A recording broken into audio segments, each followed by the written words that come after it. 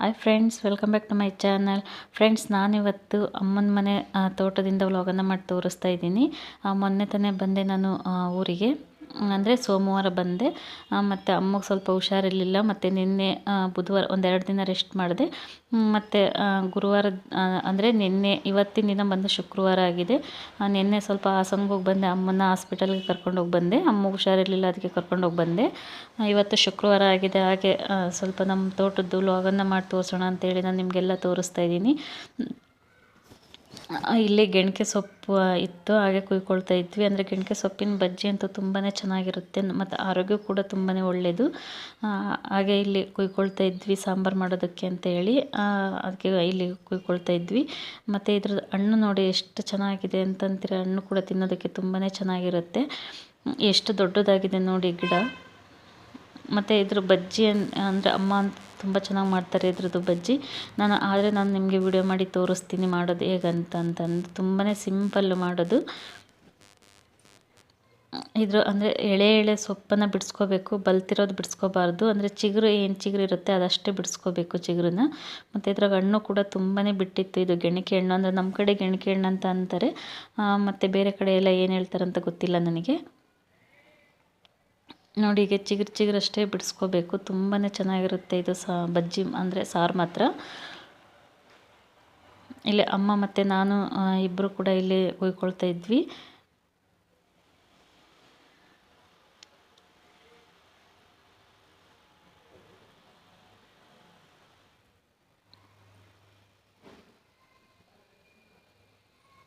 ನಾನು last time ಬಂದಾಗ ನಿಮ್ಮ ತೋಟದ ವಿಡಿಯೋ ಮಾಡಿ ಹಾಕ್ರಿ, ತೋರಿಸ್ರಿ ಅಂತ ಎಲ್ಲರೂ ಕೇಳ್ತಾ ಇದ್ರಿ.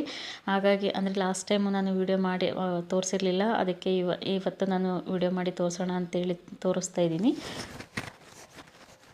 ಹಣ್ಣು ನೋಡಿ ಎಷ್ಟು ಕಪ್ಪಗಿದೆ ಹಣ್ಣು. ತುಂಬಾ ಚೆನ್ನಾಗಿರುತ್ತೆ ತಿನ್ನೋದಕ್ಕೂ ಕೂಡ.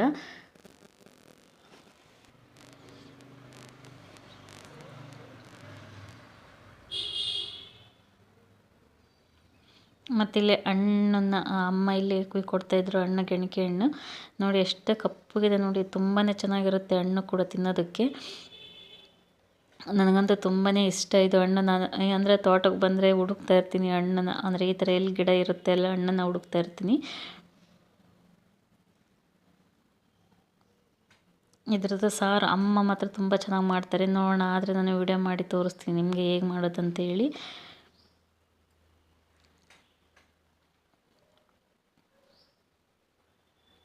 ಇವಾಗ ಇದು ಕುಯ್ಕೊಂಡಾಯಿತು ಗೆಣಕೆ ಸೊಪ್ಪು. ಮತ್ತು ಇವಾಗ ಇಲ್ಲೇ ಹೊಲದಲ್ಲಿ ಸೊಪ್ಪು ಚಿಗುರಿತ್ತು, ಎಳೆ ಸೊಪ್ಪು. ಹಾಗೆ ಇಬ್ಬರು ಕುಯ್ಕೊಳ್ತಾ ಇದ್ವಿ ಅಮ್ಮ ನಾನು. ಅಂದರೆ ನಾವು ಸಿಟಿಲೆಲ್ಲ ಮೆಂತ್ಯ ಸೊಪ್ಪು, ಪಾಲಕ್ ಸೊಪ್ಪು, ಸಬ್ಬಸಿಗೆ ಸೊಪ್ಪು ಈ ಥರ ಹಾಕಿ ಮಾಡ್ತೀವಿ. ಇಲ್ಲಿ ಹಳ್ಳಿ ಕಡೆ ಎಲ್ಲ ಈ ಥರ ಮಿಕ್ಸ್ ಸೊಪ್ಪು ಹಾಕಿ ಸಾಂಬಾರು ಮಾಡ್ತೀವಿ ನಾವು. ಅಂದರೆ ರಾಜಗಿರಿ ಸೊಪ್ಪು, ದಂಟಿನ ಸೊಪ್ಪು, ಈ ಥರ ಎಲ್ಲ, ಅಂದರೆ ಅಣ್ಣೆ ಸೊಪ್ಪು ಆ ಥರ ಎಲ್ಲ ಬಿಟ್ಟಿರುತ್ತೆ. ಇಲ್ಲಿ ಈಗ ಕಟ್ ಮಾಡ್ಕೊಳ್ತಾ ಇದ್ವಿ ನಾನು ಅಮ್ಮ ಇಬ್ಬರು. ಇದು ಕೂಡ ತುಂಬಾ ಚೆನ್ನಾಗಿರುತ್ತೆ ಸಾಂಬಾರು. ಅಂದರೆ ಮಸ್ಸೊಪ್ಪು ಮತ್ತು ಉಳ್ಸೊಪ್ಪು ಅಂತ ಹೇಳಿ ಮಾಡ್ತೀವಿ ಅಲ್ವಾ. ಅಂದರೆ ಬಸ್ಸಾರು ಕೂಡ ಮಾಡ್ತಾರೆ. ಅಂದರೆ ಈ ಥರ ಎಲ್ಲ ಸೊಪ್ಪನ್ನು ಹಾಕಿ. ಅಂದರೆ ಇನ್ನು ಎಳೆಯ ಸೊಪ್ಪಿತ್ತು, ಹಾಗಾಗಿ ಕಟ್ ಮಾಡ್ಕೊಳ್ತಾ ಇದ್ವಿ. ನೋಡಿ, ನೀವು ನೋಡ್ತಾ ಇರ್ಬೋದು ಎಷ್ಟು ಎಳೆಯ ಸೊಪ್ಪಿದೆ. ಅಂದರೆ ರಾಜಗಿರಿ ಸೊಪ್ಪು ಮತ್ತು ದಂಟಿನ ಸೊಪ್ಪು ಈ ಥರ ಎಲ್ಲ ಸೊಪ್ಪು ಬಿಟ್ಟಿತ್ತು.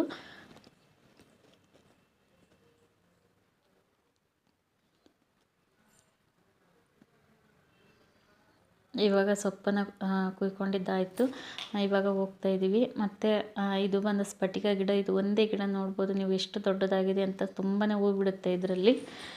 ಇವಾಗೆಲ್ಲ ಅಂದರೆ ಬೆಳಗ್ಗೆ ತಾನೇ ಕುಯ್ಕೊಂಡ್ವಿ, ಹಾಗಾಗಿ ಹೂವೆಲ್ಲ ಖಾಲಿಯಾಗಿದೆ. ತುಂಬಾ ಸಖತ್ತು ಹೂ ಬಿಡುತ್ತೆ. ಅಂದರೆ ಯಾಕಂದರೆ ನೀರಾವರಿ ತೋಟ ಅಲ್ವಾ, ಹಾಗಾಗಿ ಸಖತ್ತು ಹೂ ಬಿಡುತ್ತೆ ಇದರಲ್ಲಿ.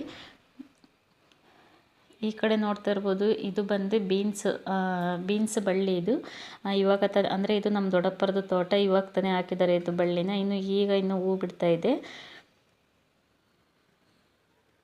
ಈ ಸೈಡ್ ಬಂದರೆ ಇದು ನಮ್ಮ ತೋಟ. ಅಂದರೆ ನಮ್ಮದೇನು ಜಾಸ್ತಿ ತೋಟ ಇಲ್ಲ, ಸ್ವಲ್ಪನೇ ತೋಟ ಇರೋದು. 4 ಪಟ್ಟೆ ಇದೆ ಅಷ್ಟೇ. ಮತ್ತು ಅಪ್ಪ ತೆಂಗಿನಕಾಯಿಯನ್ನು ಕಿತ್ತಿದ್ರು. ಈಗ ಇಲ್ಲಿ ನನ್ನ ತಮ್ಮ ತಗೊಂಡು ಹೋಗ್ತಾ ಇದ್ದಾನೆ, ನೋಡ್ತಾ ಇರ್ಬೋದು ನೀವು. ಇಷ್ಟೇ ನಿಮಗೆ ಇಲ್ಲಿ 4 ಪಟ್ಟೆ ಏನು ಕಾಣ್ತಾಯಿದೆ ಅಷ್ಟೇ ನಮ್ಮದು ತೋಟ ಇರೋದು, ಜಾಸ್ತಿ ಏನಿಲ್ಲ. ಮತ್ತು ಇವತ್ತು ಇದೇನು ನಾವು ತೆಂಗಿನಕಾಯಿನ ನೋಡ್ತಾ ಇದ್ದೀವಿ, ನಾವು ಆವಾಗ ನಾವು ಅಂದರೆ ತೆಂಗಿನ ಸಸ್ಯ ಹಾಕಿದಾಗ ತುಂಬಾ ಕಷ್ಟ ಇತ್ತು. ನಾನು ನಿಮಗೆ ನೆಕ್ಸ್ಟ್ ವ್ಲಾಗಲ್ಲಿ ನಾನು ಹೇಳ್ತೀನಿ. ನಾವಿವತ್ತು ಅಂದರೆ ಎಳ್ನೀರು ಕುಡಿತಾ ಇದ್ದೀವಿ ಅಂದರೆ ಅದ್ರ ಹಿಂದೆ ತುಂಬಾ ಕಷ್ಟ ಇದೆ. ನಾನು ನಿಮಗೆ ನೆಕ್ಸ್ಟ್ ವ್ಲಾಗಲ್ಲೇ ಹೇಳ್ತೀನಿ ನಾನು. ಮತ್ತು ಇದು ಹಸುಗಳಿಗೆ ಮೇವು ಹಾಕಿದ್ದಾರೆ.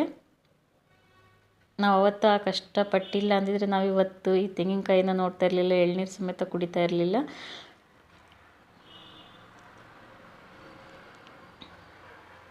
ಇವರು ನನ್ನ ತಮ್ಮ.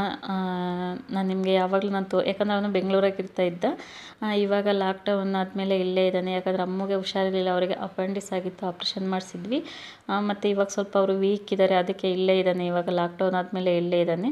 ಹಾಗೆ ಇಲ್ಲಿ ಪಕ್ಕ ತೋಟದಿಂದ ಪೇರ್ಲೆಕಾಯಿನ ಅಂದರೆ ಸೀಬೆಕಾಯಿನ ಕಿತ್ಕೊಂಡು ಬಂದಿದ್ದ. ಇದು ಒಂದು ದನಿನ ಮನೆ ಮಾಡ್ಕೊಂಡಿದ್ದಾರೆ. ಅಂದರೆ ಒಂದು ಹಸು ಇದೆ, ಅಂದರೆ 3 ಹಸು ಇದೆ. ಒಂದನ್ನು ಇಲ್ಲೇ ಕಟ್ತೀವಿ ರಾತ್ರಿ ಟೈಮು, ಮತ್ತು ಇನ್ನೆರಡು ಮನೆ ಹತ್ರನೇ ಕಟ್ಕೊಳ್ತೀವಿ. ಯಾಕಂದರೆ ಅದು ಹಾಲು ಕೊಡ್ತಾಯಿದೆ, ಅದಕ್ಕೆ ಅಲ್ಲೇ ಕಟ್ಕೊಳ್ತೀವಿ. ಮತ್ತು ಏನಾದರೂ ಪೈಪು ಅವು ಅಂದರೆ ತೋಟಕ್ಕೆ ಬೇಕಾಗಿದ್ದು ಐಟಮ್ಸ್ಗಳನ್ನೆಲ್ಲ ಇಲ್ಲೇ ಇಟ್ಕೊಂಡಿದ್ದಾರೆ.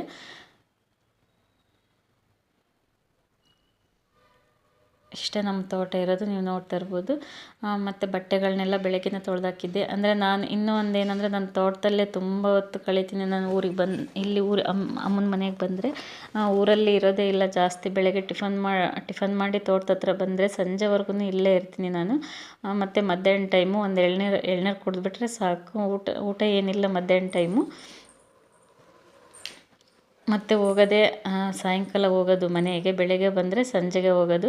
ಹಾಗೆ ಅಪ್ಪ ಎಳ್ನೀರನ್ನು ಕಿತ್ತಿದ್ರು. ಇವಾಗ ಅದನ್ನ ಎಳ್ನೀರನ್ನು ಹೊಡೆಯೋಕ್ಕೆ ಹೋಗ್ತಿದ್ದಾನೆ ಗುರು. ಅಂದರೆ ನನ್ನ ತಮ್ಮನ ಹೆಸರು ಗುರುಸ್ವಾಮಿ ಅಂತ ಹೇಳಿ. ಇವಾಗ ಎಳ್ನೀರನ್ನು ಕೆತ್ತೋದಕ್ಕೆ ಹೋಗ್ತಾಯಿದ್ದಾನೆ. ಇವಾಗ ಮಧ್ಯಾಹ್ನ ಆಗಿದೆ. ಇಲ್ಲಿ ಅಂದರೆ ತೆಂಗಿನಕಾಯಿಯನ್ನು ಕಿತ್ತಿದ್ರಲ್ವ, ಇದನ್ನೆಲ್ಲ ಚೀಲಕ್ಕೆ ತುಂಬ್ತಿದ್ದಾರೆ. ಇದನ್ನು ಮನೆಗೆ ತೊಗೊಂಡೋಗಿ ಅಟ್ಟದ ಮೇಲೆ ಹಾಕ್ತಾರೆ. ಇವತ್ತಿನ ದಿನ ಎಷ್ಟು ನಾವು ತೆಂಗಿನಕಾಯಿನ ನೋಡ್ತಾ ಇದ್ದೀವಿ ಅಂತಂದರೆ ಅವತ್ತು ಸಖತ್ತು ಕಷ್ಟಪಟ್ಟಿದ್ದೀವಿ. ಅದನ್ನು ಯಾಕಂದರೆ ಮುಂದಿನ ವ್ಲಾಗಲ್ಲಿ ಹೇಳ್ತೀನಿ ನಾನು.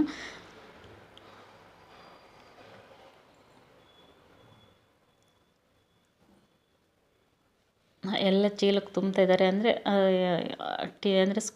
ಗಾಡಿಯಲ್ಲಿ ತಗೊಂಡೋಗಿ ಬರ್ತಾನೆ ಮನೆ ಹತ್ರನೇ ಇರೋದು.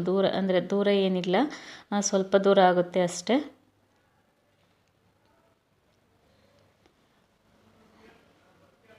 ಇವಾಗ ಎಳ್ನೀರನ್ನು ಅಂದರೆ ಎಳ್ನೀರನ್ನು ಕೆತ್ತುತ್ತಾ ಇದ್ದಾನೆ ನೋಡ್ರಿ. ಅವನು ಇಷ್ಟು ದಿವಸ ಬೆಂಗಳೂರಲ್ಲಿದ್ದ. ಇವಾಗ ಲಾಕ್ಡೌನ್ ಆದಮೇಲೆ ಇಲ್ಲೇ ಬಂದಿದ್ದಾನೆ. ಯಾಕಂದರೆ ಇಲ್ಲಿ ದನ ಎಲ್ಲ ಇರ್ತವೆ ಅಲ್ವ, ಇಲ್ಲೇ ಏನಾದರೂ ಕೆಲಸಕ್ಕೆ ಹೋದ್ರೆ ಆಯ್ತು ಅಂತೇಳಿ ಇಲ್ಲೇ ಇದ್ದಾನೆ. ಇವಾಗ ಬೆಂಗಳೂರಿಗೆ ಹೋಗಿಲ್ಲ. ಇಲ್ಲಿ ಅಪ್ಪ ಎಲ್ಲ ಚೀಲಕ್ಕೆ ತುಂಬಿ ಎಲ್ಲ ಕಟ್ತಾ ಇದ್ದಾರೆ.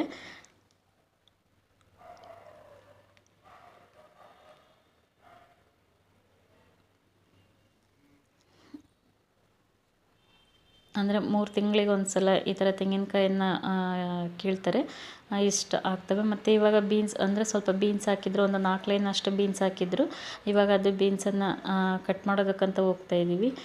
ಅಂದರೆ ಮನೆಗೆ ಅಂದರೆ ಬಸ್ಸಾರು ಮಾಡೋದಕ್ಕೆ ಏನಕ್ಕಾದ್ರೂ ಬರುತ್ತೆ, ಪಲ್ಯ ಮಾಡೋದಕ್ಕೆ ಏನಕ್ಕಾದ್ರೂ ಅಲ್ಲೇ ನಾಳೆ ಬಸ್ಸಾರು ಮಾಡೋಣ ಅಂತಂದು ಸ್ವಲ್ಪ ಬೀನ್ಸ್ ಬಿಟ್ಟಿದ್ದು, ಹಾಗೆ ಕಟ್ ಮಾಡ್ಕೊಳ್ಳೋಣ ಅಂತ ಹೋಗ್ತಾಯಿದ್ದೀವಿ. ಹಾಗೆ ಇಲ್ಲಿ ಚಪ್ರ ಬದನೆಕಾಯಿ ಆಗಿತ್ತು.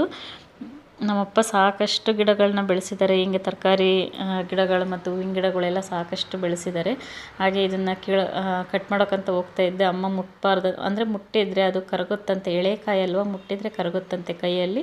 ಇನ್ನೂ ಸ್ವಲ್ಪ ದಪ್ಪದಾಗಲಿ, ಅದು ಎಳೆದಿದೆ ಬೇಡ ಅಂತಂದರು. ಅದಕ್ಕೆ ಕಟ್ ಮಾಡಲಿಲ್ಲ ಅದನ್ನು.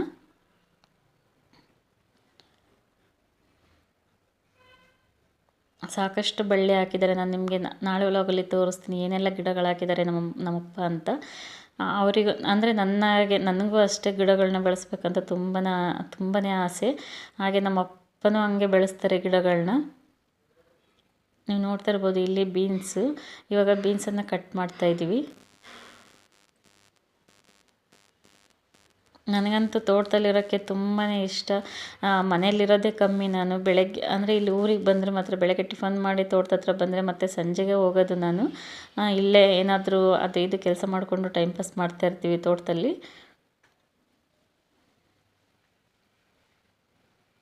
ಇಲ್ಲಿ ನೋಡ್ತಾ ಇರ್ಬೋದು ಬೀನ್ಸ್ ಗಿಡ ಇದು ಎಷ್ಟು ಚೆನ್ನಾಗಿ ಬಂದಿದೆ ನೋಡಿ. ಬೀನ್ಸ್ ಅಂದರೆ ಬಳ್ಳಿ ಬೀನ್ಸ್ ಇದು. ಒಂದು 4 ಲೈನ್ ಹಾಕಿದ್ದಾರೆ ಅಷ್ಟೇ, ಜಾಸ್ತಿ ಏನು ಹಾಕಿಲ್ಲ. ಅಂದರೆ ಮನೆಗೆ ಬೇಕಾಗುತ್ತೆ ಅಂತ. ಅಂದರೆ ನಮ್ಮ ಅಪ್ಪಾಜಿ ನಾನ್ ವೆಜ್ ತಿನ್ನಲ್ಲ, ಯಾಕಂದರೆ ಅವರು ಮಲ್ಲಿಕಾರ್ಜುನ ಸ್ವಾಮಿ ಪೂಜೆ ಮಾಡ್ತಾರೆ, ನಾನ್ ವೆಜ್ ತಿನ್ನೋದಿಲ್ಲ. ಹಾಗಾಗಿ ಅವರಿಗೆ ತರಕಾರಿ ಅಂದರೆ ತುಂಬಾ ಇಷ್ಟ. ಹಾಗಾಗಿ ಹಿಂಗೆ ತರಕಾರಿ ಎಲ್ಲ ಬೆಳೆಸ್ತಾ ಇರ್ತಾರೆ ಅವರು.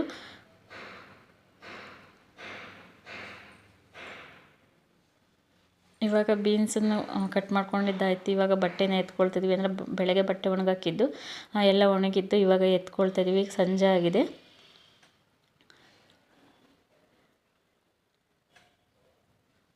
ನೋಡಿದ್ರಲ್ಲ ಫ್ರೆಂಡ್ಸ್, ಇವತ್ತಿನ ಪುಟ್ಟ ವ್ಲಾಗ್ ಆಗಿತ್ತು. ಇವತ್ತಿನ ವ್ಲಾಗ್ ಇಷ್ಟ ಆಗಿದೆ ಅಂದ್ಕೊತೀನಿ. ಇಷ್ಟ ಆಗಿದ್ರೆ ಲೈಕ್ ಮಾಡಿ, ಹಾಗೆ ಕಮೆಂಟ್ ಮಾಡಿ.